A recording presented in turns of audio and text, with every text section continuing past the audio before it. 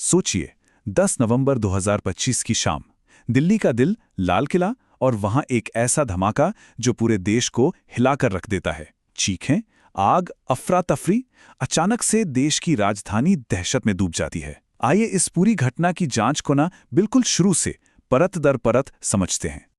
तो तारीख थी 10 नवंबर 2025। देखने में तो एक बिल्कुल मामूली सी शाम थी, पर यह शाम बहुत जल्द बेहद खास या कहूं बेहद भयानक बनने वाली थी। और इसी दिन दिल्ली की शान, हमारे देश का प्रतीक लाल किला, उसके ठीक पास एक जोरदार धमाका गूंजता है। ये सिर्फ एक ब्लास्ट नहीं था, ये तो सीधा सीधा देश की सुरक्षा पर एक बहुत बड़ा सवाल था। तो आखिर उस वक्त हुआ क्या था? चलिए सीधे चलते हैं घटनास्थल पर और देखते हैं कि शुरुआती पलों में क्या क्या जानकारी सामने आई। समय था शाम के लगभग 6:45 बजे। Lal Qila metro station, gate number 1। वहां उस वक्त आम दिनों की तरह ही काफी भीड़भाड़ थी, और तभी वहां खड़ी एक सफेद रंग की कार में एक जोरदार धमाका होता है। और ये धमाका इतना ताकतवर था कि उसके आसपास जो भी गाड़ियां, रिक्शे, बाइकें खड़ी थीं, वो सब एक पल में आग के शोलों में घिर गईं। चारों तरफ बस अफरा तफरी का माहौल था। अब ऐसी स्थिति में शुरू में हमेशा कन्फ्यूजन रहता है। तो जो पहले कुछ घंटे थे उसमें जानमाल के नुकसान को लेकर अलग अलग खबरें आ रही थी। कुछ रिपोर्ट्स ने कहा कि 8 लोगों की जान गई है, तो वहीं कुछ और सूत्रों का कहना था कि ये आंकड़ा 12 तक पहुंच गया है। ये नंबर उस शुरुआती अफरा तफरी को ही दिखाते हैं जो ऐसे हमलों के बाद अक्सर होती है। जैसे ही धमाके की खबर फैली, देश की टॉप सुरक्षा एजेंसियां फौरन एक्शन में आ गईं। लेकिन उनके सामने सिर्फ राहत और बचाव का काम नहीं था, बल्कि एक बहुत बड़ा सवाल भी मुंह बाए खड़ा था। सबसे पहले तो जाहिर है दिल्ली पुलिस की स्थानीय टीमें मौके पर पहुंची, लेकिन मामले की गंभीरता को देखते हुए बहुत जल्द ही बम निरोधक विशेषज्ञ यानी एनएसजी कमांडो और आतंकवाद से जुड़े मामलों की तह तक जाने वाली एनआईए यानी राष्ट्रीय जांच एजेंसी, उसकी टीमें भी जांच में शामिल हो गई।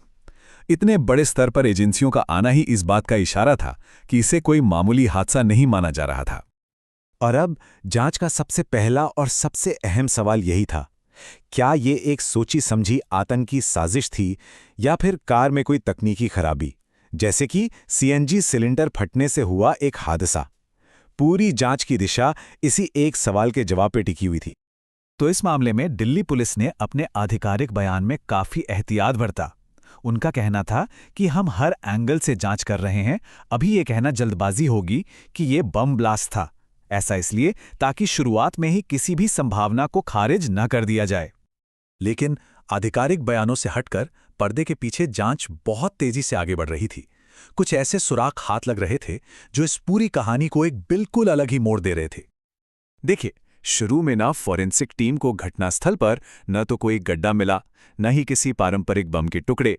तो पहली नजर में लगा कि हो सकता है ये कोई तकनीकी खराबी ही हो।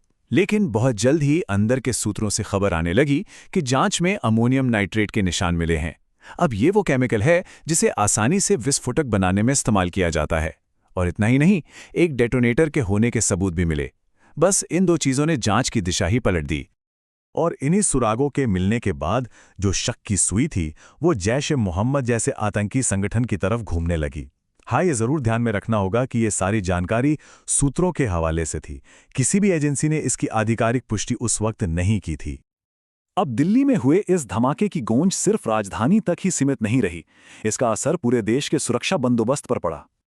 फौरन पूरी दिल्ली को हाई अलर्ट पर डाल दिया गया। एहतियात के तौर पर लाल किला, चांदनी चौक और आसपास के कई मेट्रो स्टेशंस को भी अस्थायी रूप से बंद कर दिया गया। इतना ही नहीं, सुरक्षा एजेंसियों ने देश भर के जो दूसरे बड़े शहर हैं उनके लिए भी अलर्ट जारी कर दिया, ताकि ऐसी किसी और घटना को होने से रोका जा सके।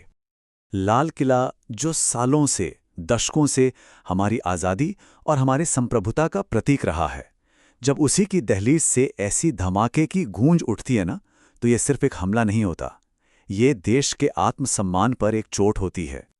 और इस एक घटना ने पूरे देश को एक ही सवाल पूछने पर मजबूर कर दिया, क्या कोई बड़ी साजिश एक बार फिर हमारी दहलीज तक आ पहुंची है? इस सवाल का जवाब तो आने वाली जांच ही देगी, लेकिन इस धमाके ने सुरक्षा को लेकर कई गंभीर सवाल जरूर खड़े कर दिए हैं।